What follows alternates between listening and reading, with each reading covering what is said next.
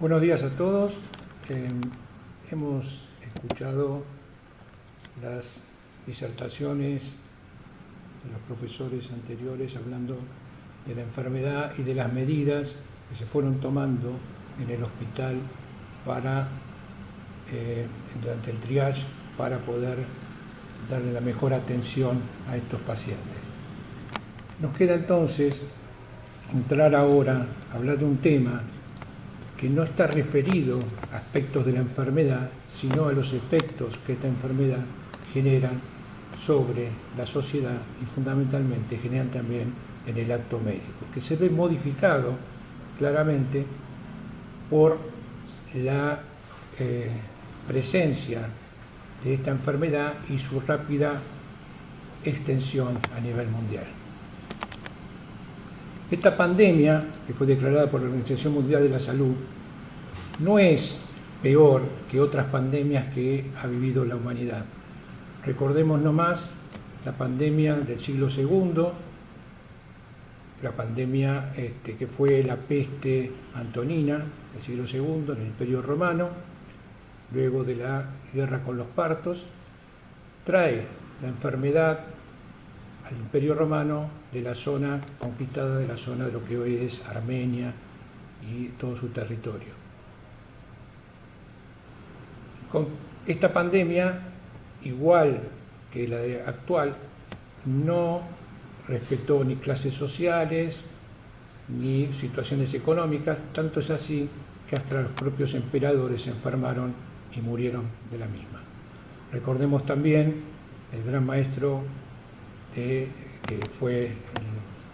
tomó las riendas, digamos, del tratamiento en ese momento con lo que tenían a mano, fue Galeno. La otra gran pandemia en la historia fue la pandemia de la peste negra en el siglo XIV, en la Edad Media. Recordemos también la Edad Media, en el cual todas las medidas higiénicas, etcétera, el agua y las medidas higiénicas no estaban muy bien desarrolladas, la gran pandemia por la Yersinia Pestis. Y la pandemia de comienzo del siglo XX, que es la gripe española, que es a la cual hemos visto en los últimos tiempos, se refieren casi todos los especialistas, etcétera, que es la que tenemos más cercana, ya 100 años. Y bueno, y ahora estamos con la pandemia del COVID-19, que trae aspectos muy importantes, porque cuando uno escucha que es una pandemia que nos ha tomado al mundo por sorpresa, en realidad siempre hubo pandemias. Y en realidad creo que el mundo no se fue preparando para una pandemia. Por eso los sistemas tardaron en responder y sobre todo cuando rápidamente se extendió la enfermedad, y fundamentalmente en el centro de Europa, al tardar en responder tuvo un efecto sobre la vida de las personas con gran mortalidad y fundamentalmente también el colapso del sistema sanitario. Fíjense ustedes que el tiempo que nos dio a nosotros de ver lo que estaba pasando en Europa hace 2 o 3 meses, permitió ir tomando medidas para tratar de paliar los efectos de la pandemia y fundamentalmente que no colapse el sistema sanitario. ¿Qué hubiera pasado si el mundo, cuando en el año 2005 ya la Organización Mundial de la Salud así alertaba sobre la posibilidad de la aparición de una pandemia, se hubieran tomado estas medidas?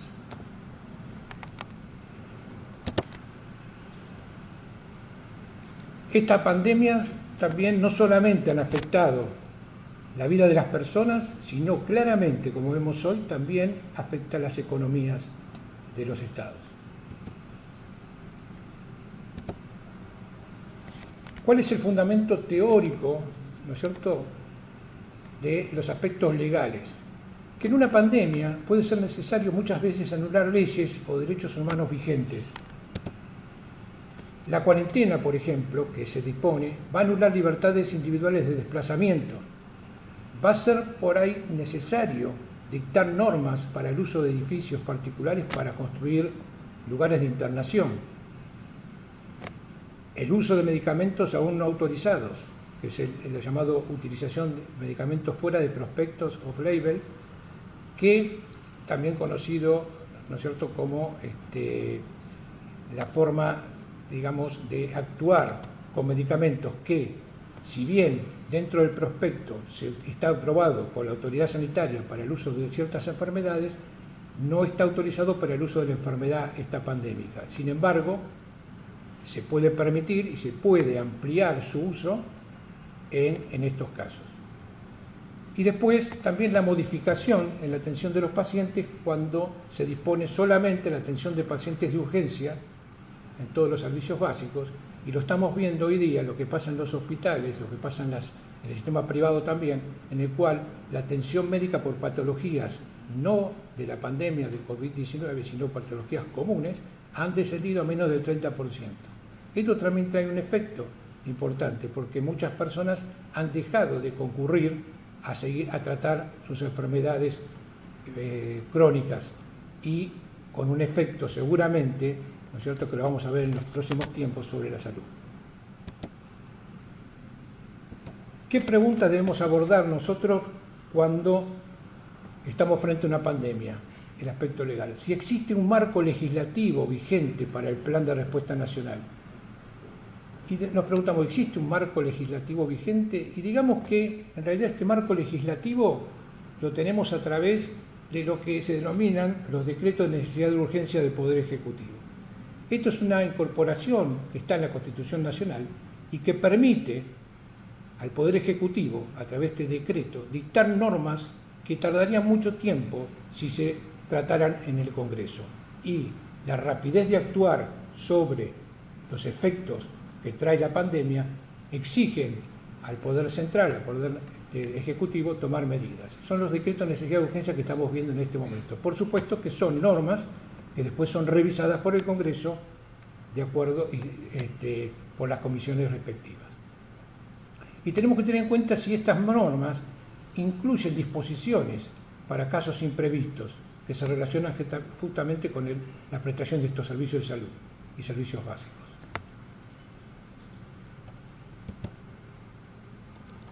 ¿Qué tenemos que verificar nosotros para ver si estamos cumpliendo, ¿no es cierto?, con esos principios? Primero, verificar las ventajas y los inconvenientes de declarar un estado de emergencia en la pandemia. Sabemos que acá se decretó el estado de emergencia sanitaria. Estas ventajas, ¿cuáles son?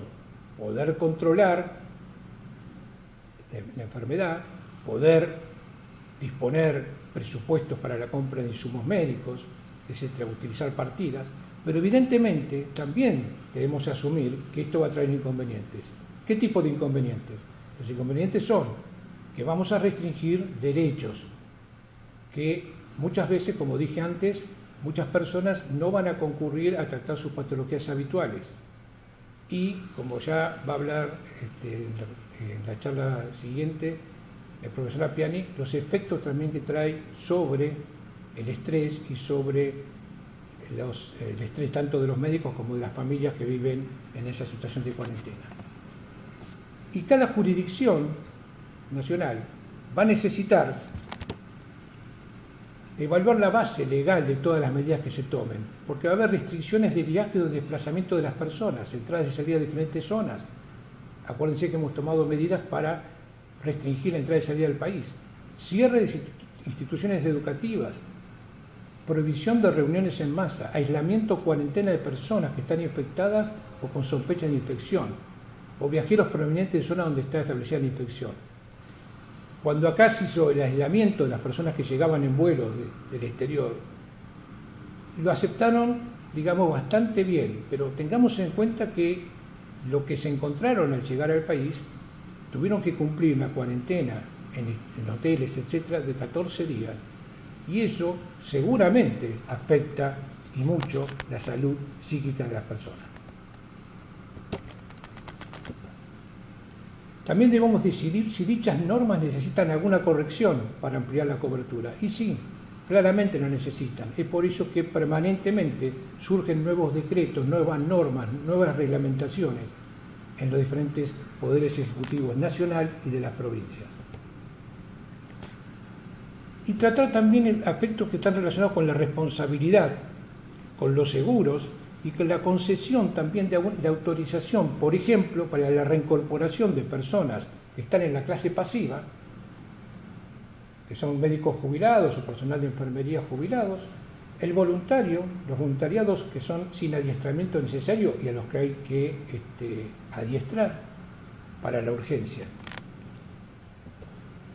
Y considerar también la responsabilidad de los fenómenos adversos que pueden traer imprevistos cuando utilizamos medicamentos antivíricos o cuando utilizamos medicamentos fuera del prospecto, como dijimos antes.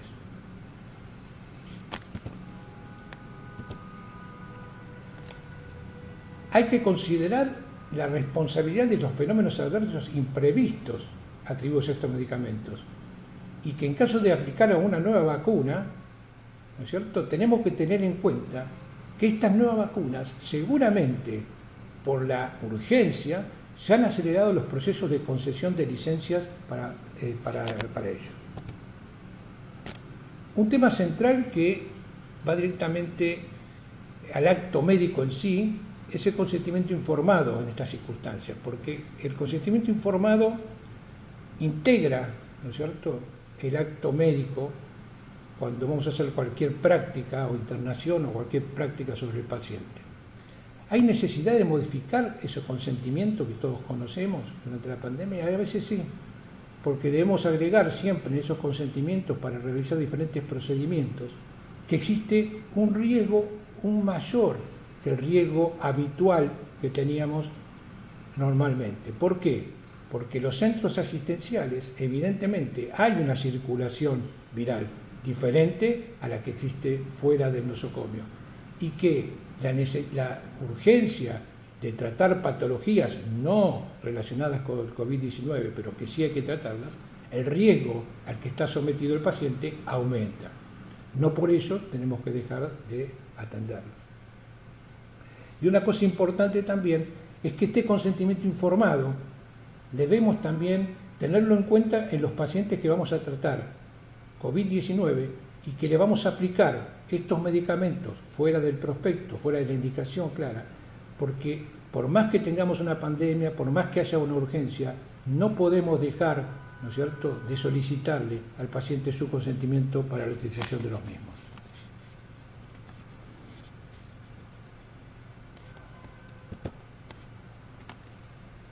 Esta responsabilidad corre también no solamente para los médicos que lo están atendiendo, sino también para todos los servicios y los fabricantes de vacunas y todos los servicios de homologación, ¿no es cierto?, que administran las vacunas y los medicamentos.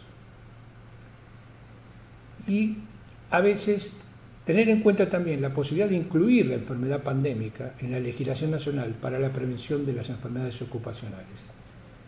Vamos a ver, sobre el final de la charla, vamos a tocar el tema de cómo el decreto de necesidad de urgencia lo incorpora a esta enfermedad. Sin duda, en los aspectos legales siempre están firmemente unidos los aspectos éticos y sobre todo en el acto médico. Y hay un marco ético fundamental para usarse en la respuesta al brote, que es el equilibrio entre los derechos individuales y los derechos colectivos. Nosotros tenemos una constitución nacional de fines del siglo XIX, que es una constitución liberal, pero de carácter muy individualista, cosa que se modificó en la reforma del 94 y se fue incorporando un sentido más colectivo de los derechos. Hay que considerar los aspectos éticos relacionados con la limitación del acceso a un recurso escaso. Por ejemplo, cuando tenemos que racionar el racionamiento de las pruebas diagnósticas, los medicamentos antivíricos. Y hoy en día, por el tipo de enfermedad que es el COVID-19, que es primordialmente respiratoria, la disponibilidad de respiradores.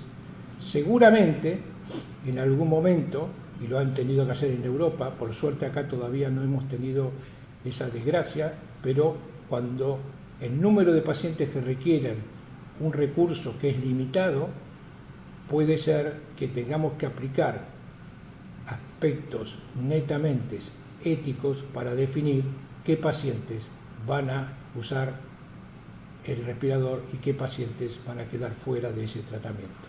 Por supuesto que esto debe ser claramente definido por un comité de ética que no deje librado al médico la decisión, no porque no pueda tomarla, sino que no podemos cargar a ese médico con esa responsabilidad de que decida a qué paciente atender y a qué paciente dejar de atenderlo.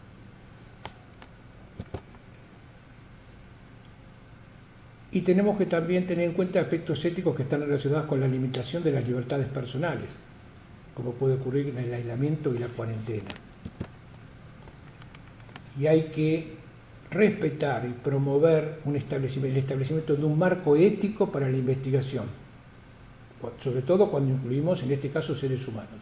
Es decir, todas las pruebas que se están llevando a cabo actualmente de tratamiento de los pacientes con tratamiento con medicamentos fuera de prospecto o como por ejemplo la aplicación de plasma, etcétera, no podemos por ello dejar o pasar por alto las normas éticas y el dictamen de un comité de ética para saber qué pacientes incluir y por supuesto su consentimiento informado.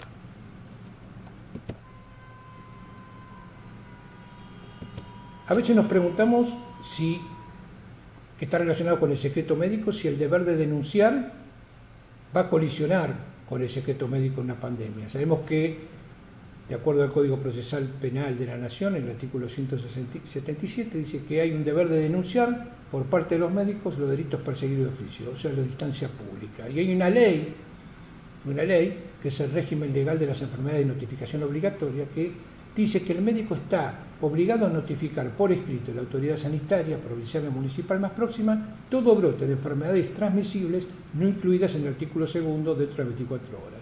¿Por qué? Porque esta ley, el artículo 2, establece un determinado número de enfermedades, pero el artículo 9 corrige eso porque la aparición de una nueva enfermedad no puede hacer que tengamos que modificar una ley. Por eso una ley penal abierta en la cual la autoridad reglamentaria, que es el Ministerio de Salud, va a determinar cuál es la enfermedad que la va a incorporar como enfermedad de notificación obligatoria.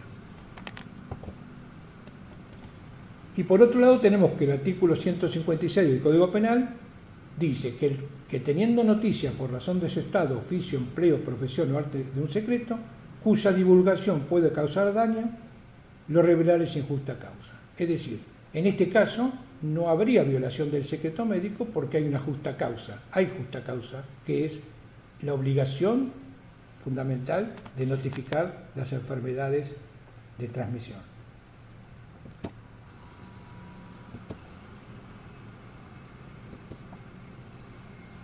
Siempre un deber tendrá siempre valor mayor axiológico sobre el otro, poniendo muchas veces en juego la valoración y la relación del bien jurídico tutelado, en este caso, ¿no es cierto?, el secreto. Pero hay un deber que es fundamentalmente la protección de la salud pública. En esa protección de la salud pública, que tiene un valor axiológico mayor que el deber del secreto, hace que el médico esté obligado a denunciar, ¿no es cierto?, y que estos deberes, por supuesto, no pueden colisionar. No existe tal colisión porque la obligación de denunciar para evitar la propagación de la enfermedad peligrosa y contagiosa es un deber que subsiste y no implica antinormatividad, no va en contra de la norma penal y en este sentido, por lo tanto, la conducta del médico no está tipificada como un delito, por eso la conducta del médico es atípica, si denuncia.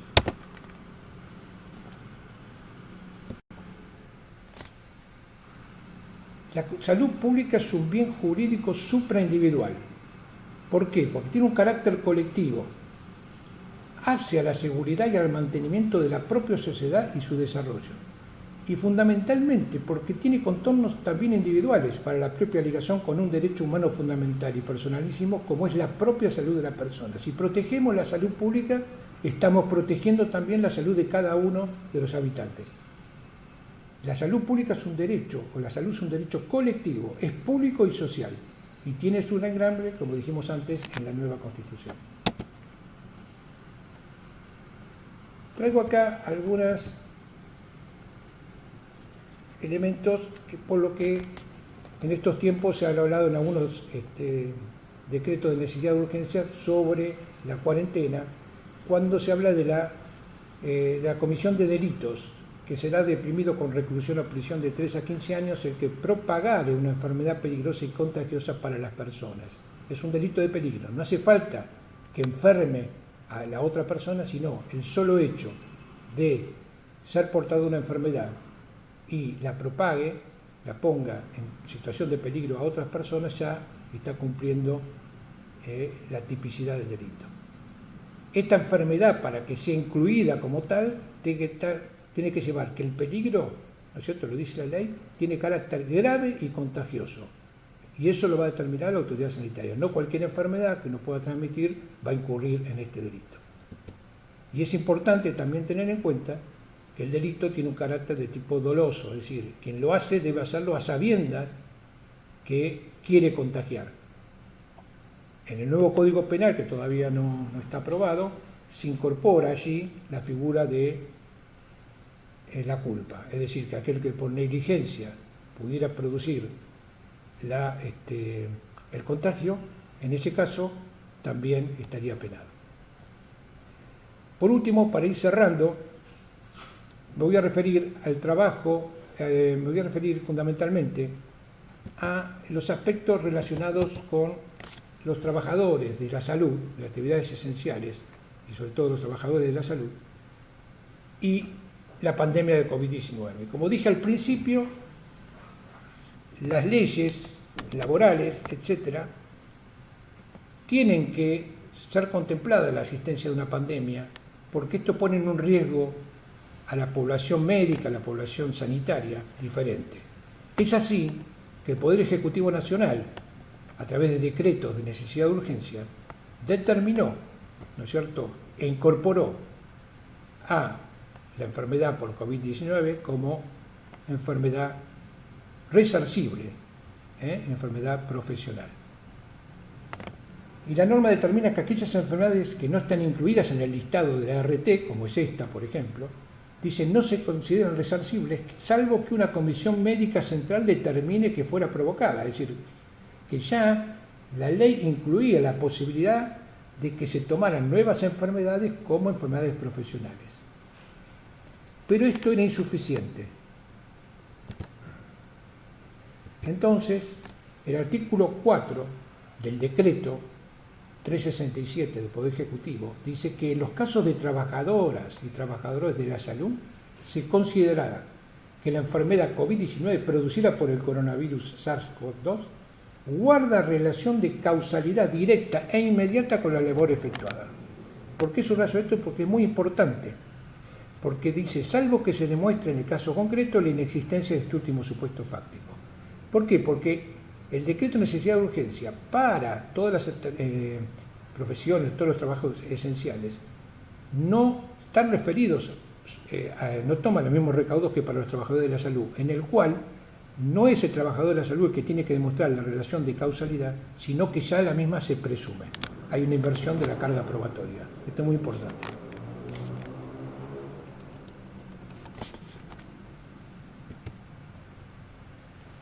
Los dejo ahora con el doctor Appiani, que nos va a hablar de los aspectos, digamos, psíquicos o de afectación a las personas durante la pandemia. Muchas gracias.